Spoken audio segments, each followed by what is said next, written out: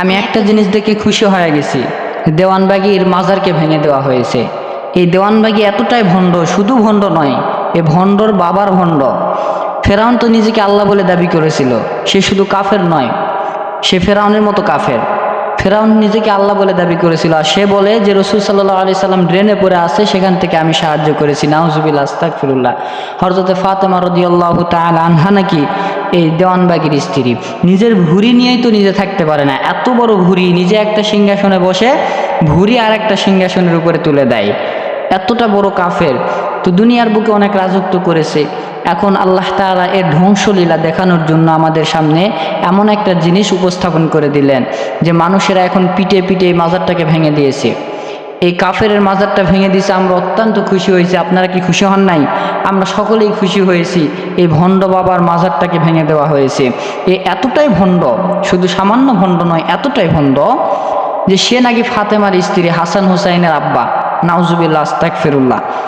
এ যখন মারা যায়, আপনারা শুনছেন কিনা জানি না, আমার ভাইয়েরা, আমার বন্ধুগণ, এই ব্যক্তিটা যখন মারা যায় তখন কবরের ভিতর থেকে আগুন বাহির হয়েছিল, ধোঁয়া বাহির হয়েছিল, এইরকমও গুজব উঠছিল।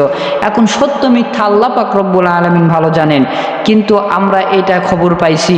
আর কবরের ভিতরে যে কেমন পিটুন হবে এটা আল্লাহ তাআলা ছাড়া কেউ বলতে পারবে না। কবরের ভিতরে অবশ্যই শাস্তি হবে, কারণ এই দেওয়ানবাগী নিজেকে নবী বলে দাবি করত, নিজেকে নবীর ধারক বাহক বলে দাবি করত, আল্লাহ তাআলা তার কাছে উহি পাঠায় এগুলো বলে দাবি করত। এই জন্য এই সরাসরি কাফের, আর এ কখনো মুসলমান হইতে পারে না। আর বাংলাদেশের ভিতরে অনেক মুরিদ দেখা যায় যে দেওয়ানবাগীর মুরিদ। যারা দেওয়ানবাগীর মুরিদ হবে তাদের ঈমান থাকবে না, কারণ আপনি জেনে বুঝে একজন কাফেরকে পীর হিসাবে মানে নিতেছেন, মুরব্বী হিসাবে মেনে নিতেছেন, তাহলে আপনার ঈমান কোথায় চলে যাবে?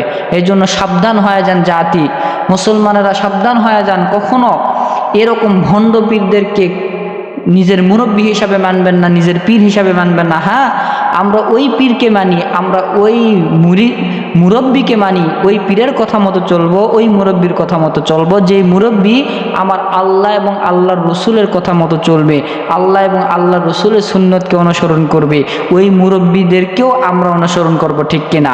আর যদি দেখি যে আমার আল্লাহর বিরোধিতা করতেছে, আমার রসুলের বিরোধিতা করতেছে, এরকম মুরব্বীকে আমরা মানি না, এরকম পীরকে আমরা কখনো মানি না। আপনারাও মানবেন না। সাবধান হয়ে যান মুসলমান, আমাদের ঈমানকে ধ্বংস করে দিবে এরকম ভণ্ড পীরগুলো।